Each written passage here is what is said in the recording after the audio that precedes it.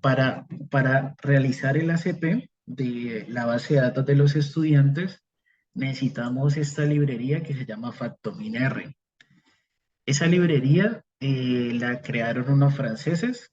Ellos son del área de agronomía, de agricultura, y trabajan muchos temas relacionados con calidad de vino, ¿cierto?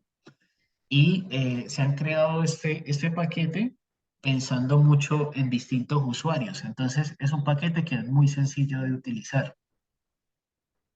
Entonces, esta librería FactominR tiene todos los análisis que necesitamos para el curso. Tiene el ACP, tiene el ACM, tiene el clustering, ¿cierto? También, de hecho, tiene el AFM, también lo tiene. Y tiene otros análisis más. Esta librería, si ustedes la quieren instalar, deberían aquí decirle en paquetes, deberían decirle aquí en paquetes, instalar, y aquí escriben el nombre de la librería, ¿cierto? FactominR, y, y le dan instalar. Entonces, esa librería, como les digo, es muy buena, muy sencilla de utilizar. También existe esta librería que se llama Facto Extra. Facto Extra lo que hace es colocarle colores a los gráficos y también a unos indicadores que se llaman las contribuciones de las variables. Esas contribuciones de las variables sirven para saber cuáles son las variables más importantes en el ACP. Entonces, esta librería Facto Extra te ayuda a mejorar todos los gráficos multivariados, ¿cierto? Te ayuda a mejorar la visualización del clustering, del ACP y de distintas técnicas multivariadas. Entonces, buscando, por ejemplo, FactominR, busquemos, por ejemplo, FactominR, busquémoslo en Google, ¿cierto? Lo voy a colocar aquí en Google, FactominR.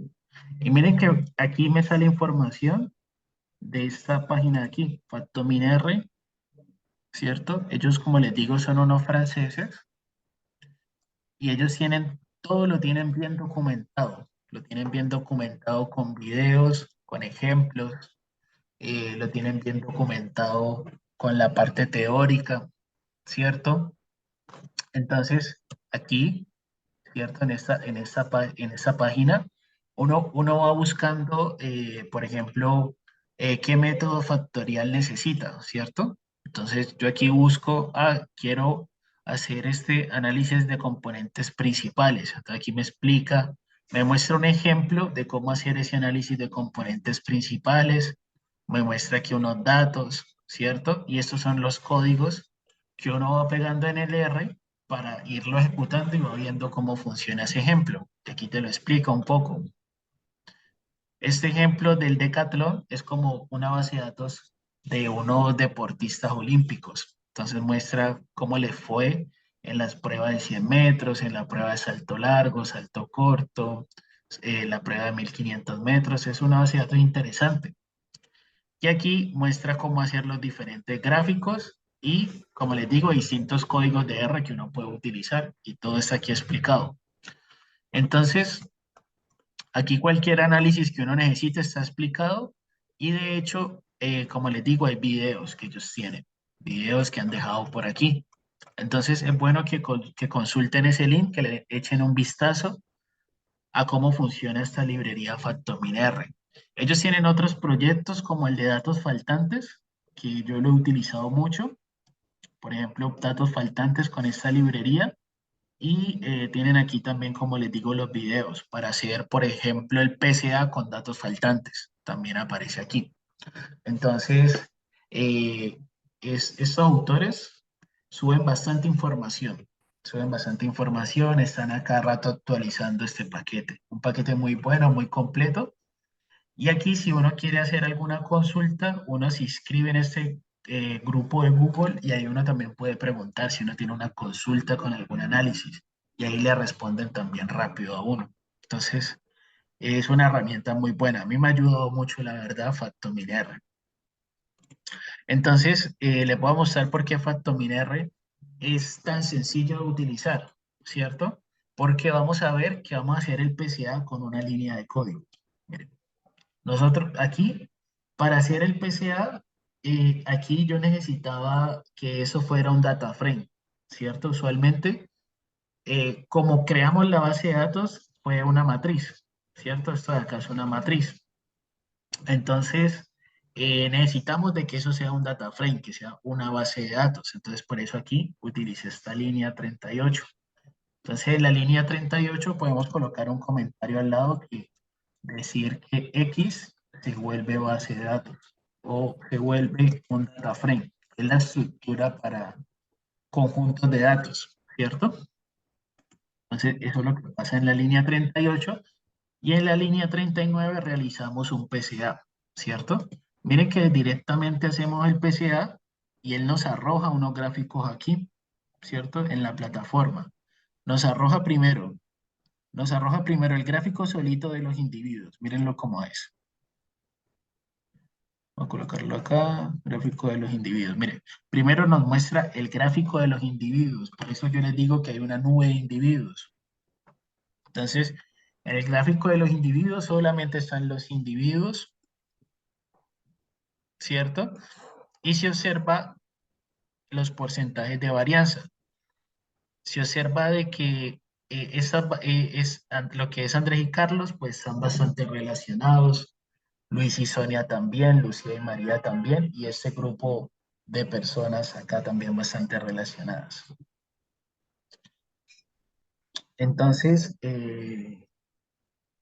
esa es la nube de individuos, ¿cierto? Y también se tiene lo que es la nube de variables, ¿cierto? Y el otro gráfico que les digo que se llama bitplot, que se llama representación simultánea.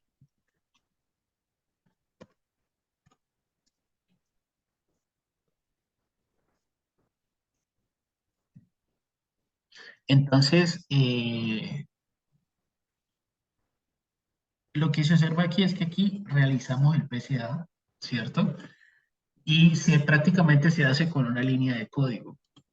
Y ya luego, si uno quiere investigar todos los indicadores que arroja el PCA, uno empieza como a llamar aquí los elementos, ¿cierto? Uno puede hundirle aquí res.cp y aquí aparece como toda la información, aparecen aquí los valores propios, los resultados de las variables, las coordenadas de las variables, los cosienos cuadrados, las contribuciones, contribuciones de los individuos, coordenadas de los individuos, etcétera. Entonces, el ACP como tal tiene mucha información de la cual uno analiza, pero principalmente uno puede analizar lo gráfico y luego va analizando otra información adicional.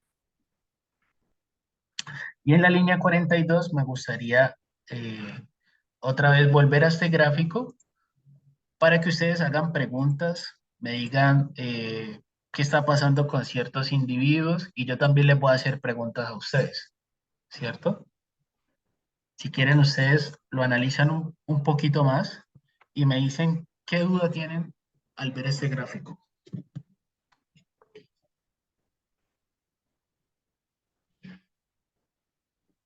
Profe, antes de eso, qué pena, a mí no me corre la última línea de código, me salió un error.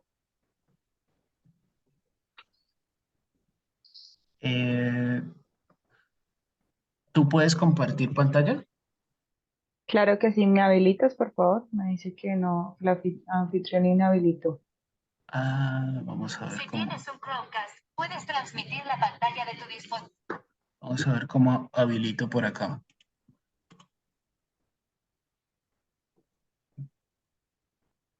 Ya, Ya, sí. Ahí estás viendo, ¿cierto, profe? ahí está cargando.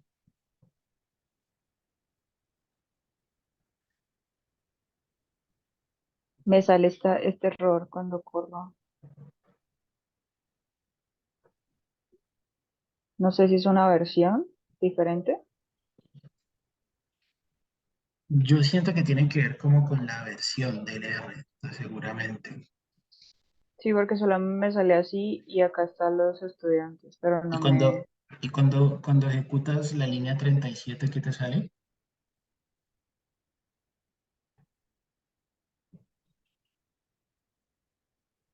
Ah, sí, No, sí lo corre normal.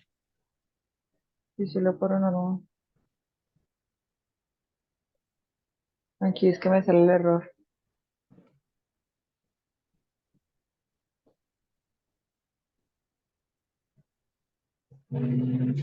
Puedes colocar arriba de la línea 40, en la línea 41 puedes colocar esto, X11,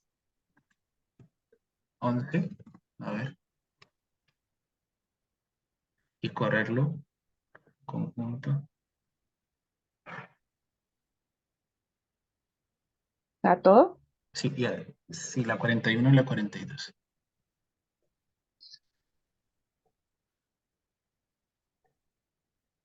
Ah,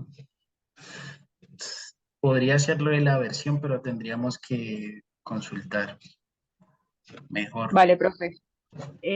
¿Al resto de compañeros sí les funcionó?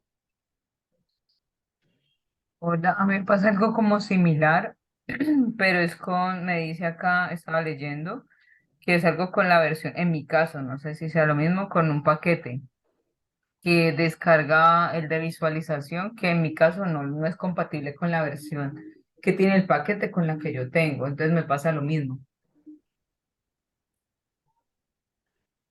Mm, Vale, El profe, mío no. está como enloquecido tratando de instalar Facto Extra. claro, ahí el problema entonces lo está generando Facto Extra. Probablemente no esté funcionando en las versiones más actuales. Puede que sea el caso, que lo están actualizando. Puede que sea ese caso. Pero lo que podríamos hacer es mañana, como mirar bien qué versión tiene cada uno para de pronto pues comparar esa información. Listo, vale, profe. Eh, Voy a volver a proyectar aquí y ustedes me dicen, piensan un momentico qué otras dudas tienen. Eh, yo voy a recoger algo que me trajeron un computador, entonces está el señor afuera y no me tardo 2 minutos. Ya ven.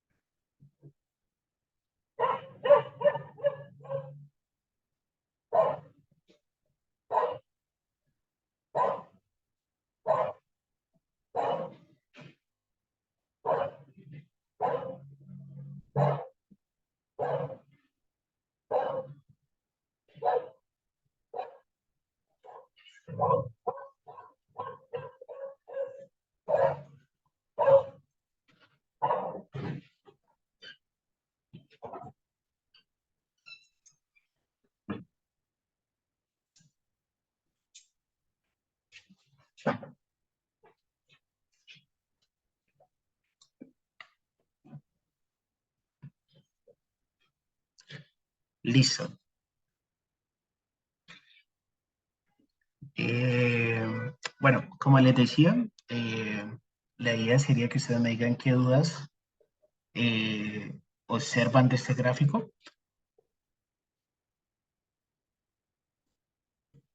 Yo aquí, por ejemplo, les puedo dar algunas interpretaciones. ¿Ustedes me escuchan bien?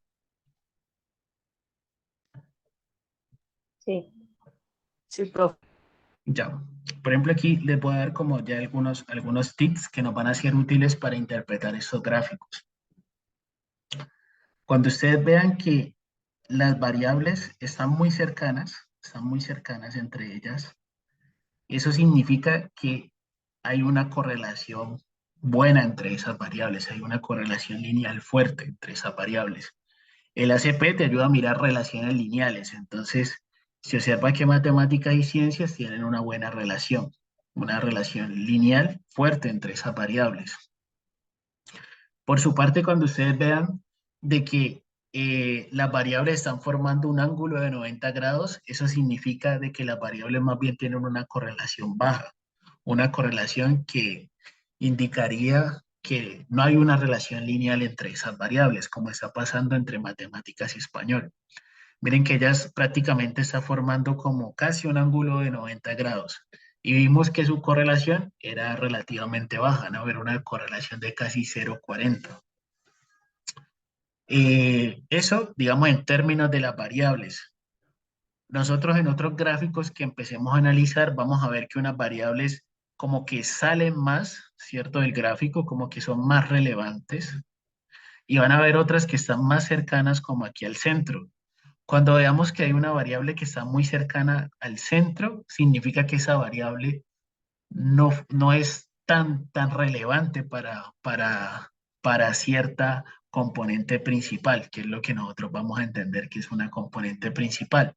Vamos a ver que unas variables son más importantes para ciertas componentes principales y otras que tienen, por así decirlo, menor contribución o menor importancia en dicha componente principal.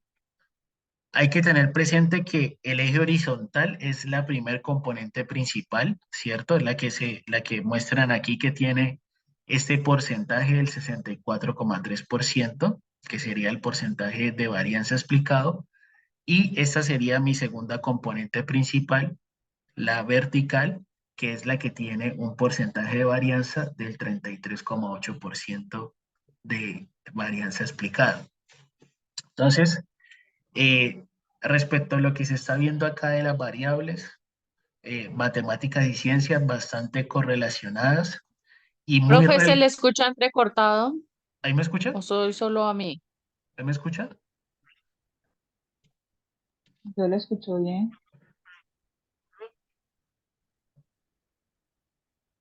Entonces soy yo. Ah, ya. A ver, voy a quitar mi cámara, a ver si mejora. Eh, lo que estaba mencionando es que matemáticas y ciencias están muy relacionados, ¿cierto? Y miren que son bien importantes en en el eje horizontal, ¿cierto? Que lo vamos a definir como la primer componente principal. Entonces, matemáticas y ciencias hacen parte de la primer componente principal. En la segunda componente principal, que es el eje vertical, se ve muy destacado español, ¿cierto? Entonces, la primer componente principal, lo asociado a lo numérico, y la segunda componente principal, lo asociado a las letras, ¿cierto? Más a la lectura, a la literatura, etcétera. Entonces, ahí tenemos unas conclusiones. También se observa para la parte de español, ¿cierto? Se observa para la parte de español esta flecha que indica valores altos. Entonces, Lucía y María les va muy bien en español. El reflejo de esta variable, es decir, por este plano de por acá abajo, va a indicar valores bajos en español. Los valores más bajos en español. Entonces, lo que es Luis y Sonia probablemente le va regular en español. Para este lado derecho, lo que es esta flecha en matemáticas estaría indicando que Carmen le va muy bien en matemáticas. A Ana también le fue muy bien en matemáticas. José también, ¿cierto? Y se ve que José también se destaca mucho en la asignatura de ciencias. El reflejo de esto muestra por acá Andrés y Carlos que tuvieron un comportamiento regular en lo que es matemáticas y ciencias. Entonces, eh, estos son algunos resultados que se observan en este gráfico, ¿cierto? Y todo esto sale de esa matriz de correlación, y de las distancias euclidias que calculamos. De ahí es donde viene como este resumen de la información.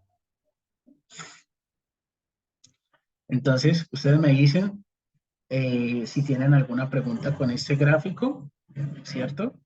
Yo ahorita les puedo mostrar como otros detalles adicionales que se pueden hacer con el curso, ¿cierto? Podemos hacer aquí el ACP y luego podemos hacer también el clúster.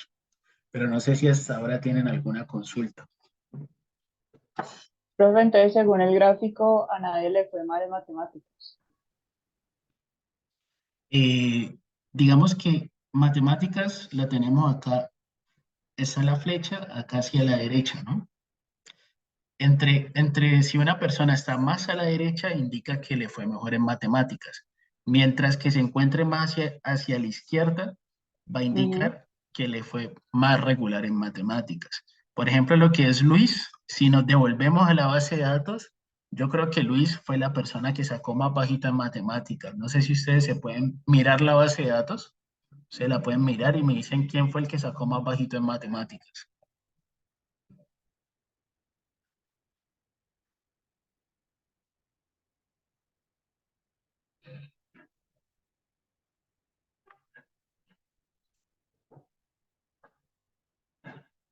Aparece Luis con 5, seguido por Andrés y Sonia con 6 y 6. Tenemos acá, cierto, en matemáticas, Luis, ¿cierto? Por eso en el gráfico a Luis está bien marcado hacia acá, hacia la izquierda, porque es el que le va más regular en matemáticas. Y luego seguiría Sonia y Andrés, que también tuvieron un resultado un tanto similar en matemáticas, ¿no? Que aquí no es tan notorio como se ve, ¿no? La diferencia de que Sonia y Andrés esté acá es porque Andrés le va mejor en español. Sí,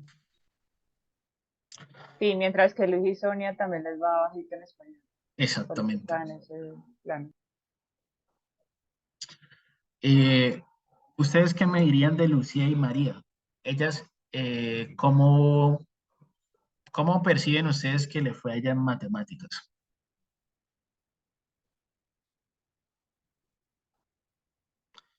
¿Les va mal? ¿Les Pasaron va? de chepa, ¿Cómo? pasaron a borde. Yo diría que por lo menos Lucía le va mejor que Luis en matemáticas. Y Lucía tiene una nota más alta que Carlos en matemáticas. No sé si ustedes lo pueden ver en la base de datos. La nota de Lucía es más alta en matemáticas que respecto a Carlos. ¿Por qué uno se da cuenta de eso? Porque Lucía está más hacia la derecha. Entre más esté hacia la derecha una persona, significa que le va mejor en matemáticas. Y si está como mirando así diagonal, significa que le fue muy bien en ciencias. ¿Sí me explico? Entonces, Lucía se ve que le fue mejor en matemáticas que a Carlos. Y le va mucho mejor que a Luis. Entonces, uno va haciendo unas conclusiones. Les hago otra pregunta. Si ustedes dijeran que hay unos grupos en esa muestra, ¿cuántos grupos ustedes piensan que hay? ¿Cuántos perfiles de estudiantes hay? ¿Cuántos grupos ustedes identifican? O por ejemplo, grupos de amigos, por ejemplo. ¿Cuántos grupos de amigos ustedes identifican ahí? Hay 4 grupos, profe. Cuatro De grupos. amigos. 4 grupos de amigos, ahí se ven, ¿no?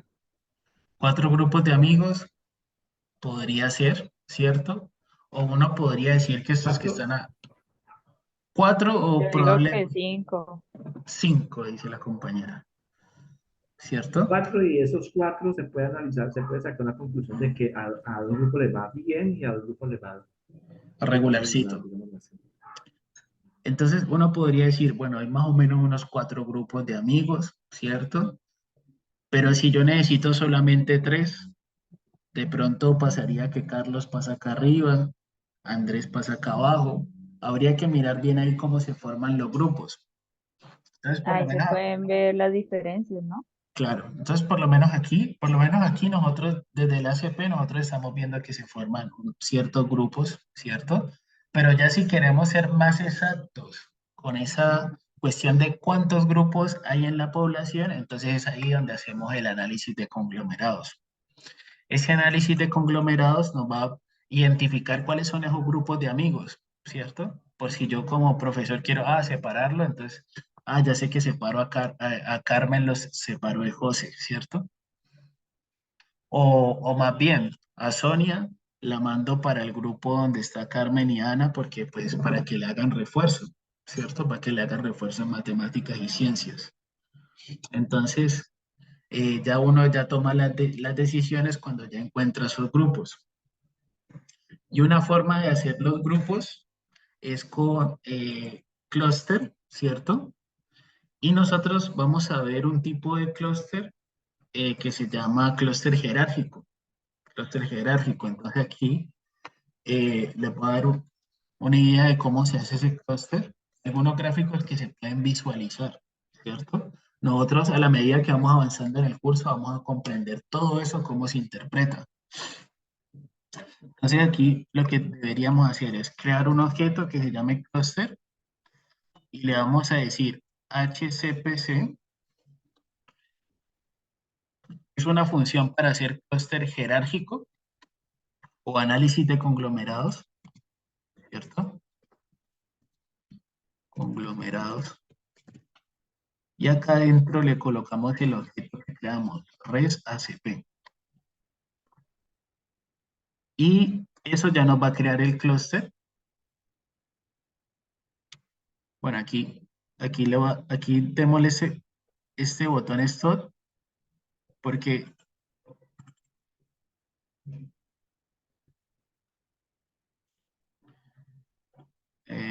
para no tener que estar aquí.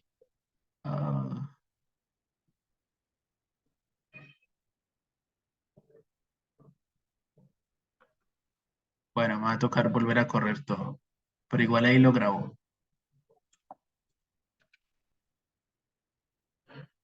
Es que ya les digo qué pasa con ese clúster, ¿cierto? Hasta aquí quedamos con el FBIS Bplot y aquí estoy haciendo lo del clúster en esta línea 46. Y aquí, sí, aquí por defecto si le digo run, tengo que luego darle aquí clic digamos como en esta frontera que me marca aquí. ¿Cierto? Que eso se llama el corte del dendrograma o el corte del árbol. Entonces aquí me hizo 3 grupos. Me juntó los de arriba, dejó aquí los más juiciosos y Luis y Sonia sí los dejó como los más regulares. Entonces aquí, por ejemplo, con base en ese análisis clúster, se observa 3 grupos que se generaron. Este análisis, no sé si ustedes lo pudieron hacer, si se los deja ver. También se puede hacer lo del FBIS.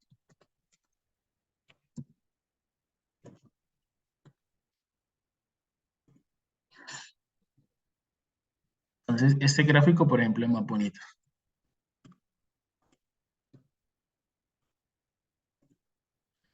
Entonces, aquí lo que observan este gráfico adjuntó Andrés y Carlos con Lucía y María, que les iba muy bien en español. Luis y Sonia, por acá, pues, estudiantes más bien regulares, y este grupo de los juiciosos. Entonces, si se quisiera como mandar a refuerzo a algunos estudiantes, ya sabemos que se mandarían a refuerzo a Luis y Sonia. Probablemente a este grupo de acá que es más juicioso se le daría un incentivo probablemente. Profe, puedes poner a la línea de código 48, Sí, sí, se las mando aquí por el chat.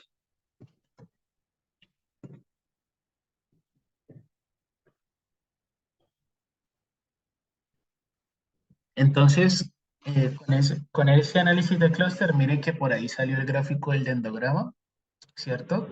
Nosotros vamos a saber cómo se interpreta bien ese dendrograma, qué es lo que está pasando en la parte de abajo, qué es lo que significa el eje Y, todo eso lo vamos a saber.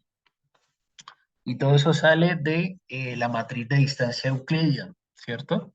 Vimos cómo calcular la distancia euclidia y todo eso sale de este gráfico de endograma. Eisenhower tiene una consulta. Gracias, profesor. Mi consulta va puntualmente en el sentido de volumen de datos para este Vol- tipo de gráficos. Ya, ¿Hay algún parece. limitante? ¿Hay algún limitante o algún limitante en variables o en registros? Más que todo, por ejemplo, en este análisis de clúster, es un análisis como ustedes vieron, se debe calcular muchas distancias entre ellos. Entonces, este análisis de clúster jerárquico es pesado computacionalmente. Y yo lo que he visto es que más o menos hasta, eh, yo diría que 30.000, 50.000 registros más o menos, cuando hablamos de miles, ya ahí empieza a generar problemas este análisis de clúster jerárquico. Yo he hecho algunas pruebas, ¿cierto? Digamos con 30.000 registros y se queda pegado el computador. Porque es un análisis denso lo que aparece aquí en el dendrograma. Usualmente el dendrograma cuando tenemos muchos datos no es tan recomendado. Es mejor hacer más bien como un K-means o hacer algo combinado entre los dos métodos. La otra metodología que es K-means sí es muy buena para grandes volúmenes de datos, sino que hay que tener cuidado porque genera un poquito de soluciones aleatorias, como que la solución cambia cuando se hace una corrida. Entonces, cada vez que se hace una corrida, la solución cambia, entonces toca ahí hacerle una intervención.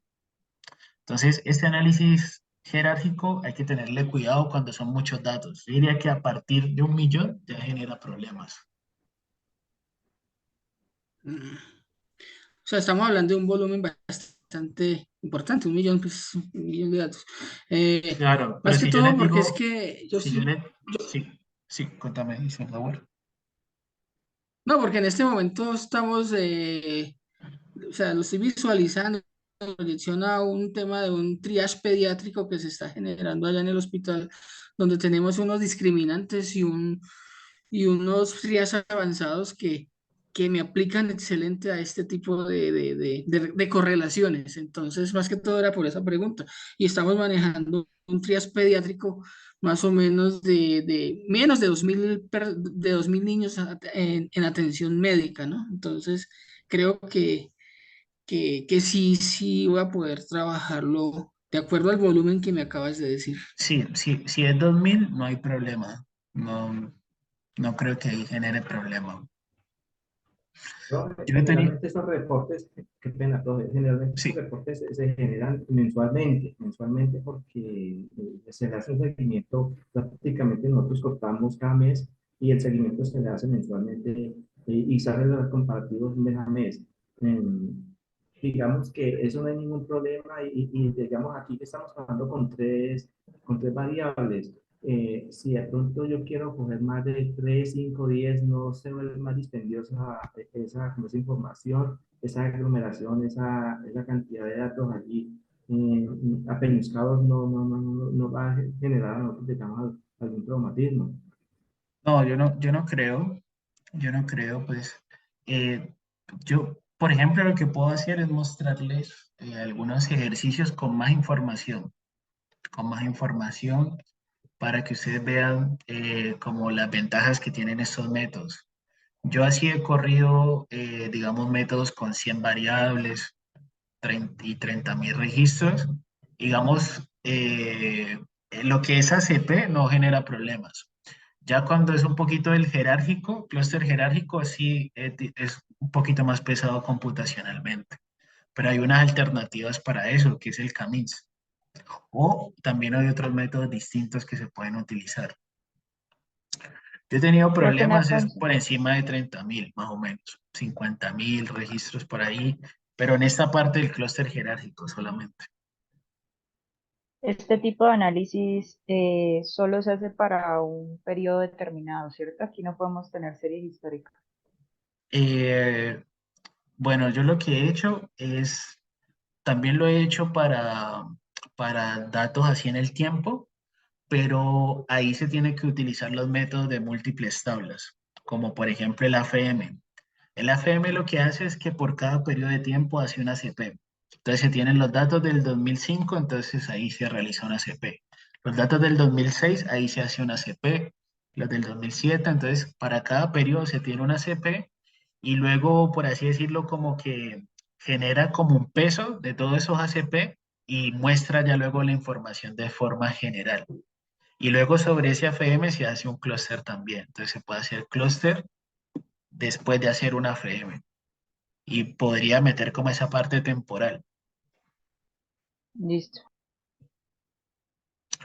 Entonces, por ejemplo, eso lo hemos hecho con datos de pobreza, lo hicimos en una tesis. Datos de pobreza, pobreza, me parece que era pobreza extrema, ¿cierto? Y utilizamos una FM y luego se hizo la parte del clúster. Lo que se encontró es que a lo largo del tiempo como que no ha variado mucho la pobreza en Colombia en términos de departamentos. Hicimos el análisis.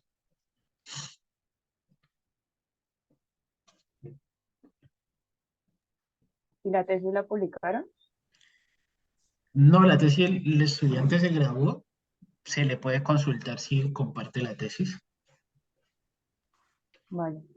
Sí, Pues para leerlo sería interesante. sí, se le puede consultar, yo le puedo consultar. Si me la comparte, yo la comparto. Profesor, Sí, en un estudio X que yo vaya a tener criterios de inclusión y de exclusión de ciertas variables, él me las puede graficar de esta manera a medida, con las distancias respectivas, ¿no? Con estos ACP. claro, O sea, teniendo en sí cuenta se que podría. mis variables van a ser las inclusiones y los criterios de inclusión y exclusión para cierto estudio. Sí se podría, sí se podría. Aquí para responderte bien, yo creo que tal vez se va a acabar aquí lo del tiempo y nos volvemos a conectar para responderte bien. Pero sí se puede hacer eso. Hay un concepto que llama variables activas y variables suplementarias. Entonces las activas son las de inclusión y las suplementarias son las de exclusión. Se me ocurre que puede ser así. Ok, perfecto, perfecto. Entonces, ahorita que